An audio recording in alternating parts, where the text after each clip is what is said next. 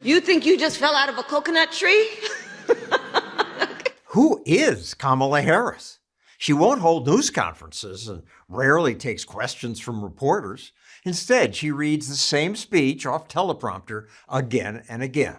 The path to the White House runs right through this state. Her campaign also releases carefully produced videos. We believe in a future where every person has the opportunity not just to get by, but to get ahead. That would be good. But would Harris's policies allow that? America's on track to bankruptcy. The vice president votes in the affirmative. Harris repeatedly casts tie-breaking votes to spend more of your money. Unlocking the ability to pass a COVID relief package without Republican votes. Last election, I ran a game show that compared candidates' spending plans. It found that Trump and Biden wanted to increase spending by more than $200 billion. Elizabeth Warren and Bernie Sanders by trillions. But I was surprised that the biggest spending plans came from Kamala Harris. Her proposals would have exploded our debt. The highest inflation in 41 years. Biden's irresponsible spending ignited nasty inflation. Imagine what inflation would be like if Harris had been president. In her first policy speech, she's proposed almost $2 trillion in new spending. Provide first-time home buyers with $25,000. And $2 trillion small compared to what she wanted to do during COVID. Give every American $2,000 a month. That would have cost $21 trillion. She's also endorsed eliminating private health insurance, having government take it all over.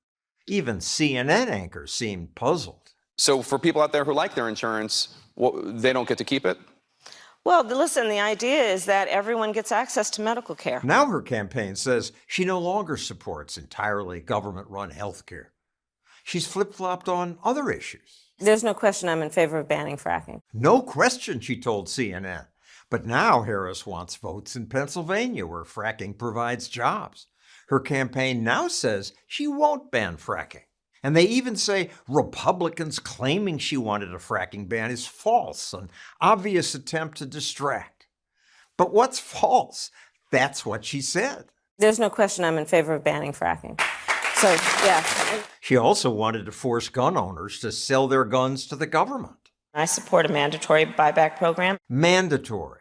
But again, today, a Harris campaign spokesperson tells us that the vice president would no longer require this. So who is the real Kamala Harris? She used to brag about being a tough prosecutor against even the smallest offenses. I decided I was going to start prosecuting parents for truancy. But then when progressives said abolish the police, she flip-flopped. And during the George Floyd riots, when people were looting and setting fires, Harris tweeted, "Help post bail for those protesting." Now that the policing pendulum has swung back, she again brags about locking people up. I took on perpetrators of all kinds.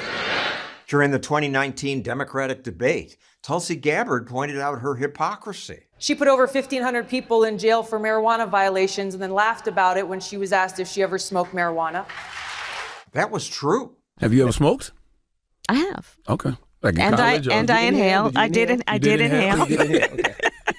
Another criticism of Harris is that she's nasty to people who work for her. Incredibly, there's been a 92% turnover on her staff. Politico called her office abusive, an unhealthy environment. Now, if she were a hard-charging boss who got results, that might be okay.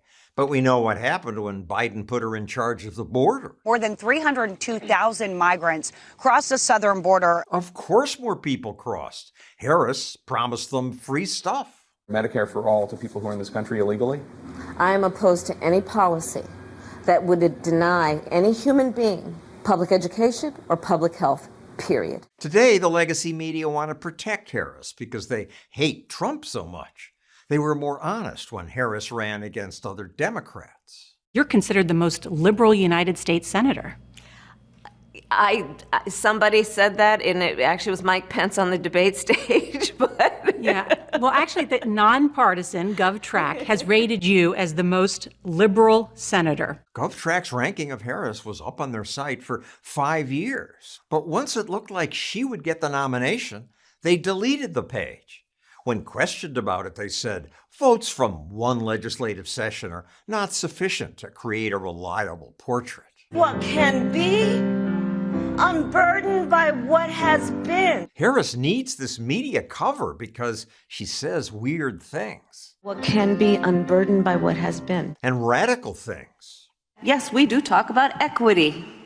We actually believe it is a good principle. Equality and equal opportunity aren't good enough, she says. There's a big difference between equality and equity. Equality suggests, everyone should get the same amount. Equitable treatment means we all end up at the same place. So we need more government redistribution. Everybody should end up in the same place. Finally, Harris embraces the word woke. We have to stay woke. Like, everybody needs to be woke. What's so funny about woke? Cause a lot of us to be woke. She is the favorite to be our new president? And you can talk about if you're the wokest or woker, but just stay more woke than less woke. Yeah. It's upsetting that this big government opportunist and this crass egomaniac are our choices. The good news is that America's founders wisely created checks on executive power. Foolish media often say, the president runs the country. Run the country. Run this country. The worst person possible is running the country. But the president runs just one of 3 branches of government, each of which was designed to be able to stop the other from doing something crazy. The founders demanded limited government because they'd seen the damage done by tyrants. With these 2 candidates, I'm grateful for those limits on executive power. I sure hope they stick.